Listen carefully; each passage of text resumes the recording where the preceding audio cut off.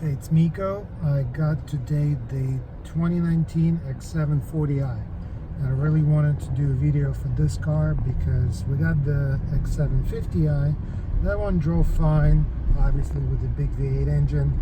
This one has the inline 6 turbocharged. So I wanted to see how it is, if this car would even make sense with an engine that small. So that's what we're doing now. We just left the dealership for a few blocks, and actually so far it's pretty good. We just drove on the street through traffic, but it feels better than I would expect.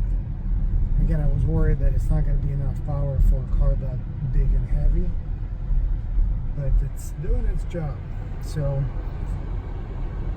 we're just gonna go through a few blocks of traffic. We'll get on the highway and then take some hills and see how this car does its job. So they all come with 3 rows. That's the same 7-seater configuration. I haven't seen one with captain chairs.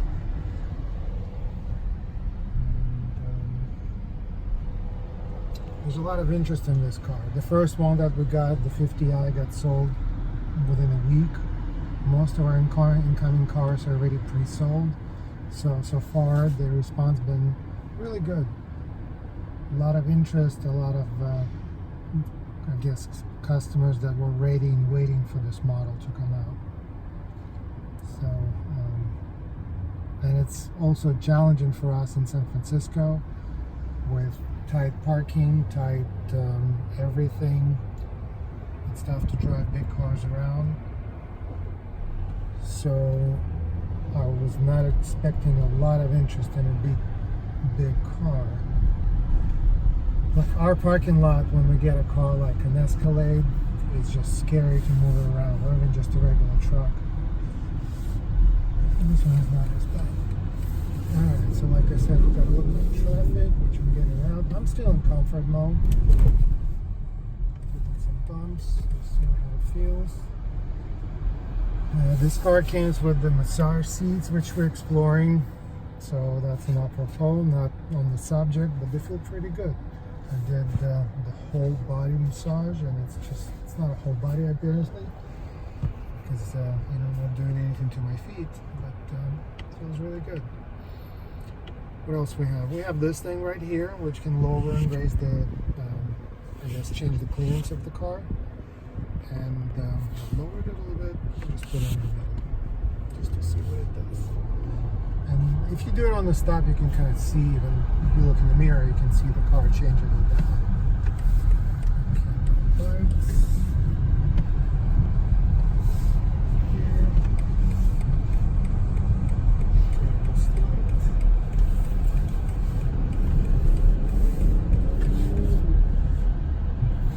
Okay, you notice this turn, I took it fairly fast, and it felt like a good BMW should feel, which is good, which is a good positive sign for a car this big, because I would give it some leeway being so big and tall that they will have more body roll than any other SUV from BMW, but this car feels okay.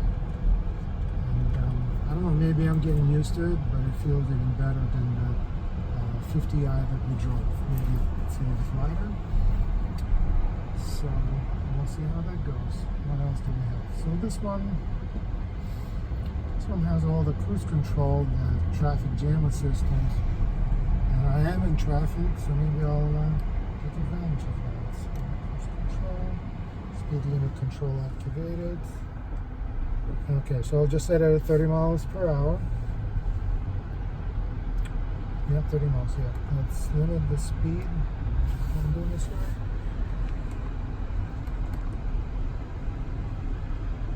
So, okay. Yeah, there it goes. This one, right? Mm-hmm. And if you wanted to do the self-driving, you press this one right here. Yeah, because it wasn't self-driving at all. Okay. Let's see if it's set now. There you go. Okay. So it's set now. Thank you, Nancy.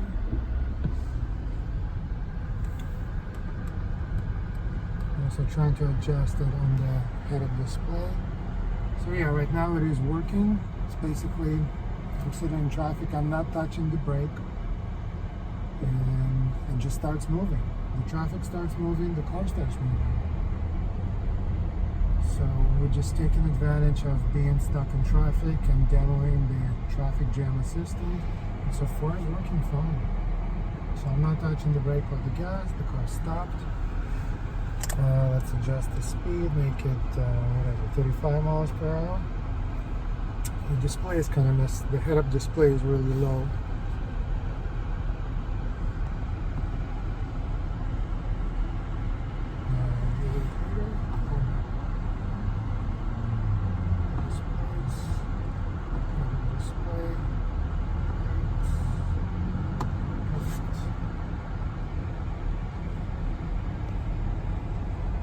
So I'm in the wrong lane. I got stuck behind a turning car, but I'll get through it now. Alright, so I'll give it some gas, but I actually didn't need to because the car started going from standstill. Unlike older systems, older systems, you didn't need to touch. You don't need to touch the gas to get the car going. So I turn it off for now when I actually drive it. And we got it on a freeway. I'm gonna try it in regular comfort mode. Not gonna mess with the sport mode for now. I just want to see how it is, regular driving experience. Not gonna push it too hard, but realistically, what is 0 to 60?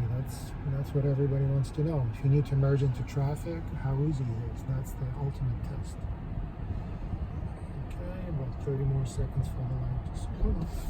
All right, here we go.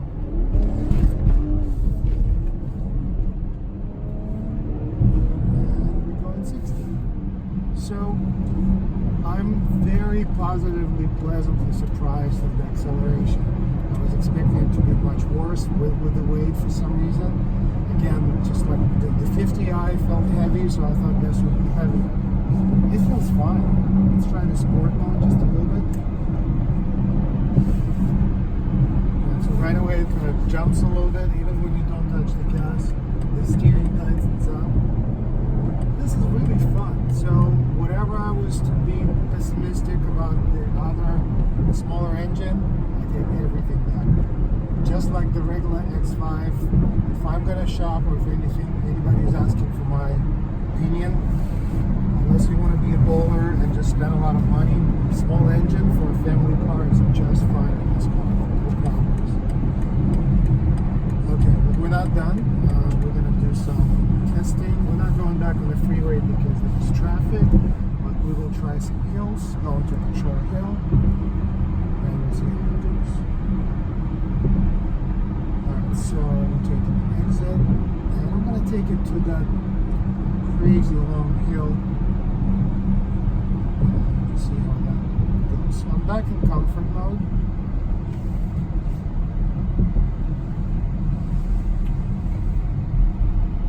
Very nice and smooth on the turn, good braking.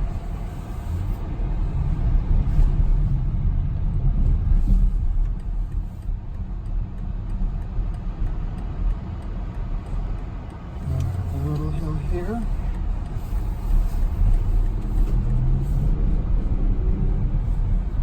problem.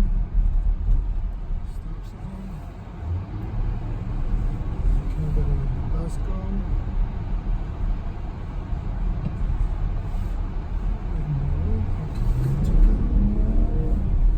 So obviously it is louder when you accelerate. That's to be expected. It doesn't feel like a problem. Alright, so here we go. Here's a nice steep hill. Comfort mode. Shifts. Smooth shifts. Very easy. Great. Love it. Love everything about it.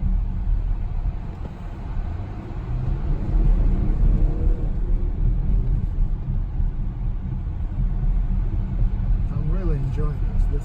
This is a really nice surprise.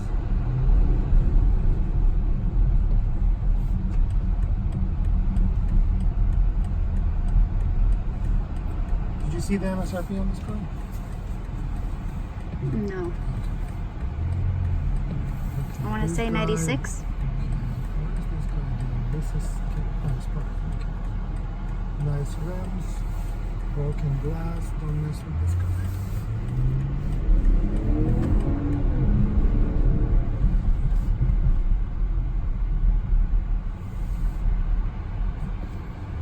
Beautiful SF downtown view in front of us. So, you know, pretty much my verdict is that it's not a problem. This is a good engine, this is a good configuration, and I'm just going to keep the video rolling because I want to take you to the twisty road and just enjoy a little bit more.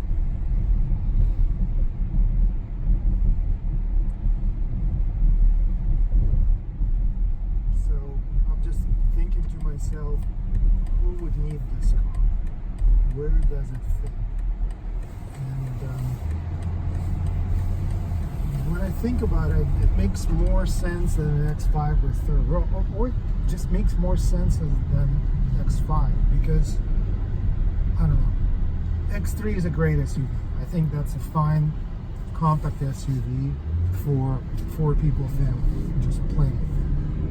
If you need more than that, like, why would you need more room, bigger car, unless you can fit more people?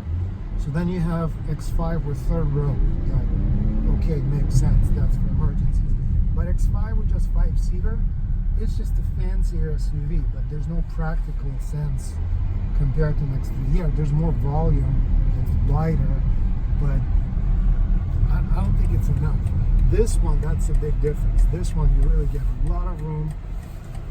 7-seater. Let's go to sport mode. It's just that this car is so big, so you have to make sure it fits wherever you want it to fit. Okay.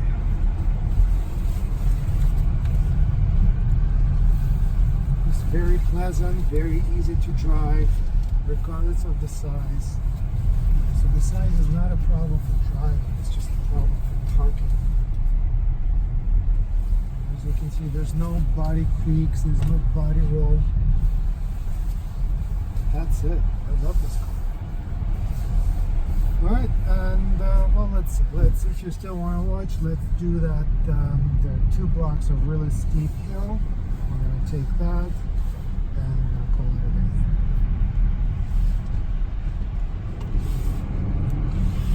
Back to comfort.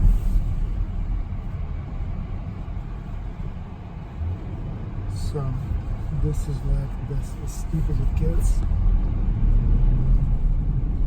Slight hesitation when I stop, and then it just goes. It feels very effortless. I mean, the mileage is, I don't care really at this point. Let's do another one. No problem. That's it. Love this car. Thanks for watching.